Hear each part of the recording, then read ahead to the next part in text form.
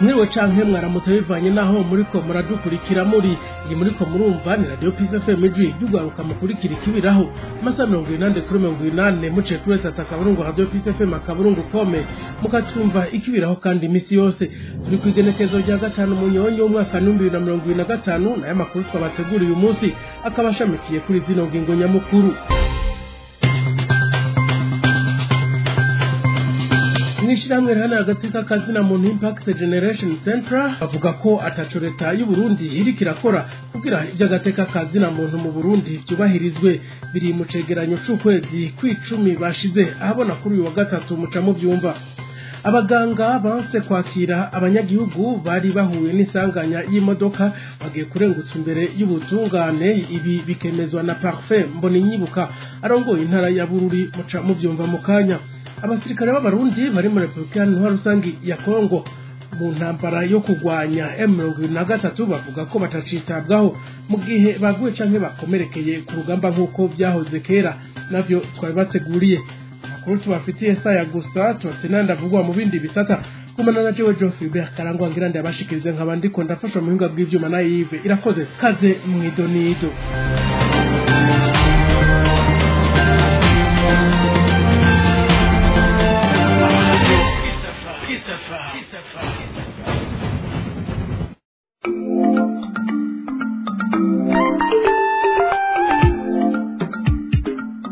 Kera bakarike gucu bavuga bati bugabo burihabwa. Erega n'ubu bugabo burihabwa kandi abarundi bazohaguruka bavyankegareho none ntubizi ntiwabivuze wewe wenyene.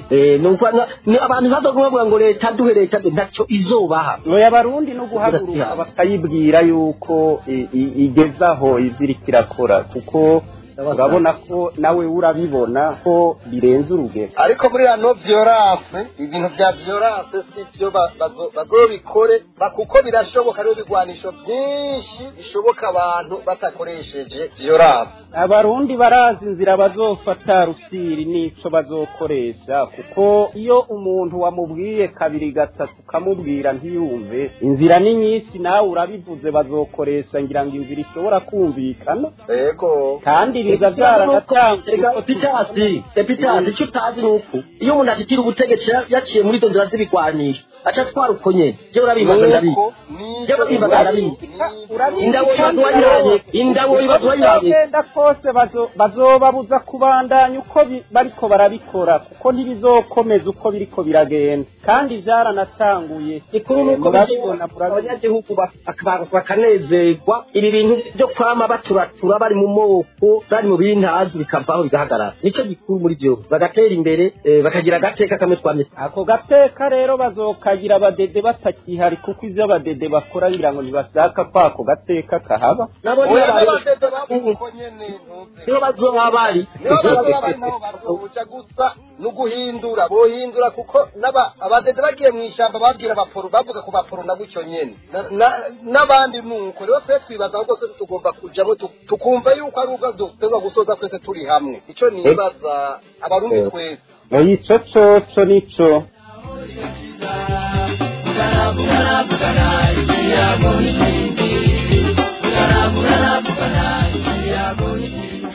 Aya makuru tuyahere mu gisata c'ubutungane bagiye gukubitwa inaye mu gahanga ni nayo babwiye ni nyuma yo kwanka kwakira abakomerekeye mu nsanganya y'imodoka. Abo nabaganga bakorera ku bitaro by'Ibururi inyuma yaho Buramatari Parfait Mboninyibuka abazaniye kwa muganga bakanka kuvugwa ariko gutwagwa ahandi niyo ndongozi inyene. Claudine Ndayishimiye arabigaruka nkuko byagiye bivugwa ku mbuga hwaniro. Ni inkuru y'agahinda yabaye kuri uyu w'Imana uheze amasaha y'umugoroba muri komine ya Rutovu intara ya Bururi. Imodoka y'ishirahamwe ryo guhunguruza abantu Agence Buragane yakoze iyo mpanuka ikomeye ku musozi wa Kato mu ntara ya Bururi. Nkuko abari bahari bavyiboneye bavuga ko Buramatari w'intara ya Burunga Parfait Mboninyibuka yahagurutse ako kanya aja aho iryo sanganya yabereye atwaye ubwiwe abakomeretse kugira bajanwe ku bitaro byo muri komine Rutovu. Ariko ashitse abaganga baranse kubakira bavuga ko batagira ikarata yo kwivuza. Buramatari Mboninyibuka yagerageje kubasaba ko bobanza kuvurwa akiyemeza ko ibintu byo kwishyuza byo kurikira hanyuma, ariko abaganga bagumye bemeza ko ivyo bavuze badahindura. bananirana no gutanga imodoka yihutisha abagwayi ambulance kugira ngo abakomeretse bajanwe ahandi. Kubera ico Buramatari wenyine niwe yasubiriye gutwara abo bakomeretse gushika ku bitaro vya Rutana aho bakiriwe vyihuse. Ibiganiro yahaye abamenyesha makuru Parfait Mboninyibuka yavuze ko ico gikorwa ari ikizira kandi gihanwa n'inyifato y'ubuganga. Avuga ko abagirije ubwo burenganzira bagiye kuzazwa imbere y'amategeko. Claudine Ndayishimiye urakenuye mu bijanye n'agateka kazi na muntu nyene ishirahamwe Impact Generation Central rivuga ko abantu 23 harimwo abana babiri bari munsi y'imyaka 18 abakenyezi babiri n'abagabo 19 aribo bamenyekanye ko bakorewe amabi harimwo kunyuruza gufungirwa ubusa no kwicwa mu kwezi kwa 10 guheze nkuko biri mu cegeranyo bazindutse bashira ahabona kuri uyu wa gatatu w'igenekezo rya gatanu munyonyo umwaka wa 2025 Nadine Irigukunze umuyobozi nshingwa bikorwa muri iryo shirahamwe abona ko leta ikwiye guhagurukira ikibazo c'agateka kazi na muntu mu Burundi cabaye ndanse kurikira. Kigo Impact Generation Center twasohoye raporo y'ukwezi kwa 10 guheze mu bijanye n'ihonyangwa ry'agateka kazi na muntu cyane cyane ku bwicanyi kunyuruzwa no gufungira abantu busa. Iki cegeranyo rero abantu 23 harimo abana babiri bari munsi y'imyaka 18 abapfasoni babiri n'abagabo 19 niyo bakorewe ayo mabi twadondaguye aha hejuru. Impact Generation Center twasanze ayo mabi akorwa na bamwe mu nzego z'igipolisi, iperereza rya gisirikare hamwe n'igendereza ry'u Burundi. Ubutungane buraheza bugakwega amaguru hagufata ingingo ibereye canke ngo bahane abakora ayo mabi. Mbere ibiziga bimwe bitogwa byihutirwa guhambwa hatanakozwe amatohoza. Muri iki cegeranyo cacu tugaruka ku ngendo igayitse y'ubutegetsi bw'u Burundi aho baguma bagiriza abantu kwifatanya n'imigwi igwana gihe iyo leta nyene igaruka ikavuga ko iyo migwi itabaho. Twashize ahabona abarundi bagiye batotezwa cyane cyane abo mu mugambwe MSD urongowe na Sinduhije Alexis, aho ngenda habona Thierry w'imyaka 38 wo mu ntara ya Bururi commune Matana yanyurujwe n'utwara igendereza mu ntara ya Bururi ari kumwe n'imbonera kure bamwagiriza kugendana ifoto y'umukuru w'umugambwe MSD Alexis Sinduhije. Inyuma yuko yo kuyisanga mu isakoshi yiwe uwo n'ubu ntarengero giwe kuva ku igenekerezo rya 21 Gitugutu. Ku igenekerezo rya 26 Gitugutu Ndereyimana Ezekiel wo muri commune Musongati mu ntara ya Rutana yarafashwe amasaha y'ijoro acajana gihutihuti gufungirwa mu iperereza rya gisirikare i Bujumbura muri iryo joro nyene.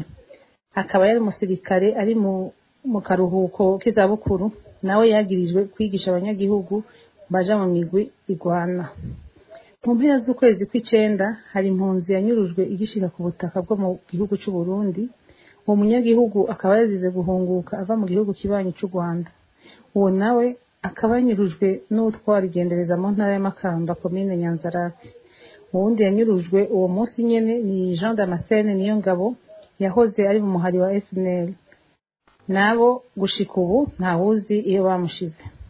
Muri make liste y'abanyuruzwa ndende ariko muri Impact Generation Center tugasaba ko bishitse inzego z'umutekano zigakenera umuntu kugira abazwe ku vyaha yikekwaho hoza kurikizwa amategeko kandi naho afungiwe abiwe bakamushikira. Uwo akaba yari Nadine Irigukunze umuyobozi nshingwa bikorwa mu ishirahamwe Impact Generation Center. Nayo amakuru ahejeje kudushikira muri kano kanya nuko babana bose bari bafungiwe mu mabohero atandukanye agize igihugu cy'u Burundi eka mbere n'abari bafungiwe kuri komisari y'igipolisi mu ntara ya Gitega kuri uwa gatatu w'igenekezo rya gatanu munyonyo mwaka 2025 bahejeje kurekurwa bose inyuma y'urugendo rudasanzwe umushikiranganje w'ubutungane yari yakoze muri ntara ya Gitega. Ni mu gihe abavyeyi bari bamaze indwi irenga bose bari muri yo ntara bari mu ma hotel barindiriye ingingo izofatwa kugira ngo abana babo barekuwe. Gusa ingingo yafashwe yo kubarekura bose bakaba baciye barungikwa kw'ishure. Umunezero akaba ari wose ku bavyeyi bari bafise abana bari muri ako kangaratete. Inkuru tuzogaruka ko mu makuru yacu yejo. Amakuru y'umutekano imyidogo ni myinshi ku basirikare b'abarundi bari ku rugamba mu gihugu ca Republika iharanira intwaro rusangi ya Kongo bakidoga bavuga ko basa n'abahebwe bivanye n'uko n'abakomeretse bataronka umukando bagenewe nk'uko byahora mu gihe giheze, bagasaba umukuru w'igihugu c'u Burundi Evariste Ndayishimiye we yabarungitseyo kumva akababaro kabo kugira ibibazo by'abo basirikare bitoregwe umuti. Ni inkuru twateguriwe na Odas Kaburo. Abenshi mu basirikare b'u Burundi bidogera ababakurira n'abasirikare barungitswe ku butaka bwa Republika iharanira intwaro rusangi ya Kongo mu gikorwa cyo gufashanya n'ingabo z'ico gihugu kugira bagwanirize hamwe umugwi M23 ugwanya leta irongowe na President Felix Antoine Tshisekedi, cyo kimwe no gutuza umuhari Red Tabara ugizwe n'abarundi bafashe ibigwanisho bakunze gutana mu mitwe n'ingabo z'u Burundi baturutse mu gihugu ca Republika iharanira intwaro rusangi ya Kongo. Abo basirikare b'u Burundi barungitswe muri ico gihugu bakidoga bavuga ko bafashwe nabi n'ababarongoye hambavu yo guhembwa inica ntikize, kandi buri musoda ari muri ubwo butumwa yemerewe guhabwa nibura amadolari 5,000 buri kwezi. Eka n'utwo duke bakatubona haheze amezi. Ikibabaje kurusha nuko abakomerekeye ku rugamba badahabwa udufaranga bagenewe, utwo bise amafaranga y'umukando indemnité mu rurimi rw'igifaransa. Bamwe muri abo basirikare baduha aya makuru bakavuga ko kuva uyu mwaka utangura abakomeretse bigwanaho bakikanda, mu gihe mbere y'uyu mwaka wahura n'ico kibazo yitabwaho bikwiye bakamugwaza. Ibi byose bikaba badasiba gutabaza, ariko kugeza ubu akaba atakajambo k'ihumure bumva kavuye mu barongoye, nibura bagumane icizere ko bazohava bibukwa bagakandwa. Amakuru ava mu babarongoye akemeza ko ayo mafaranga ahari atakibazo cyo mafaranga gihari, ibituma abasirikare bene gutabaza bibaza ibibazo byinshi bijanye no kuba badahabwa ayo mafaranga, bakibaza uri inyuma yuko kubura kwayo mafaranga nico ariko arayakoresha. Abasirikare bidogera ababarongoye sabo gusa bakomeretse n'abarangije ikiringo cabo muri ico gikorwa bagombowe na bagenzi babo, nabo baratabaza bavuga ko amezi abiri yirenze bavuyeyo ariko atani kutaritoboye barakubita ijisho.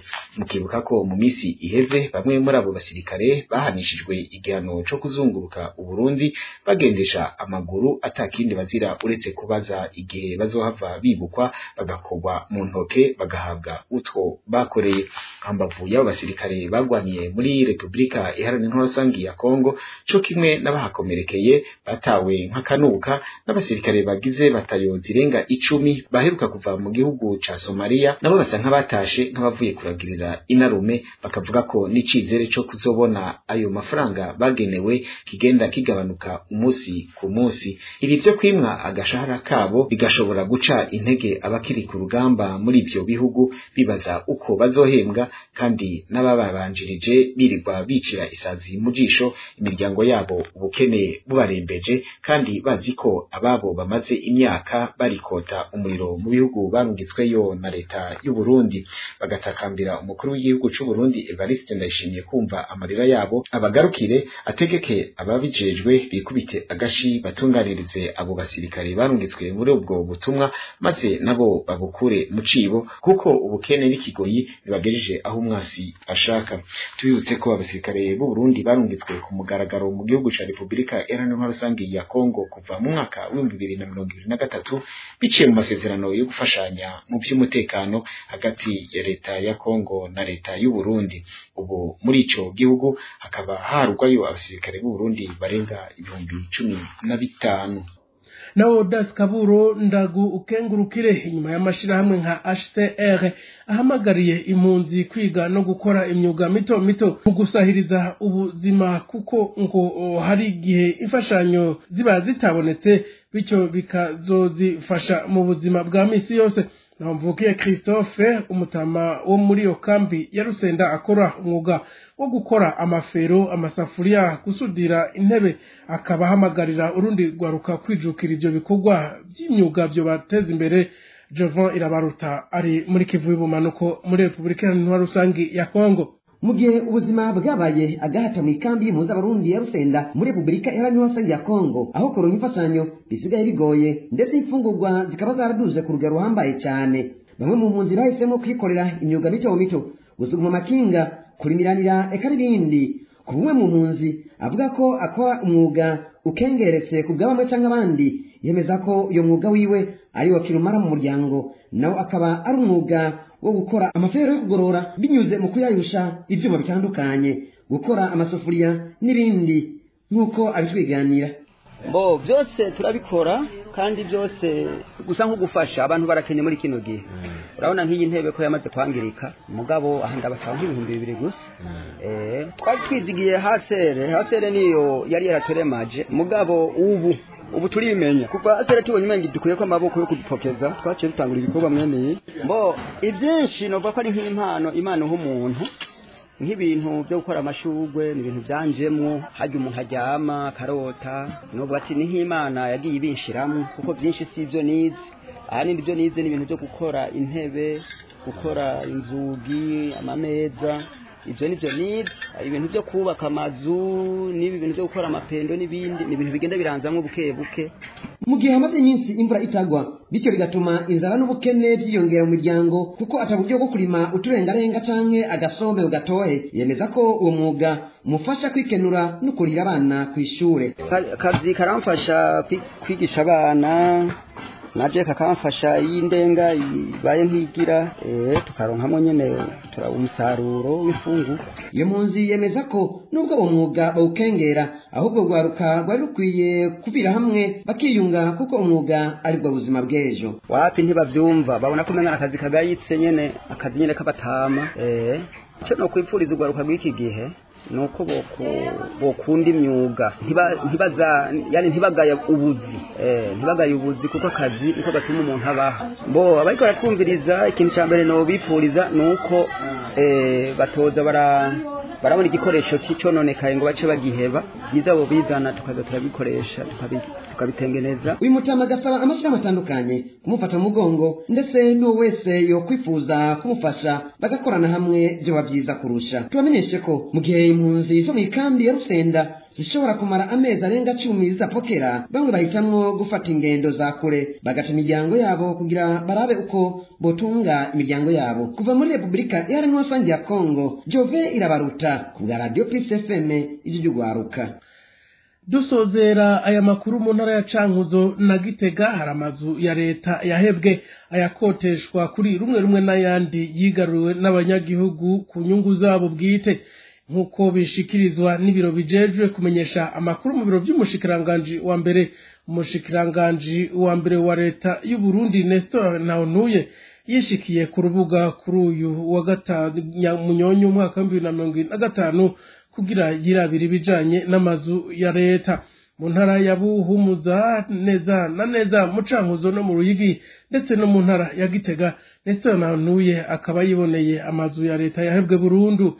Uwo mushikiranganji wa mbere yiboneye kandi amazu apangishijwe rumwe amafaranga y'amarundi 10,000 ku kwezi hamwe ndetse n'inzu nini zipangishijwe amafaranga y'amarundi 50,000 ku kwezi.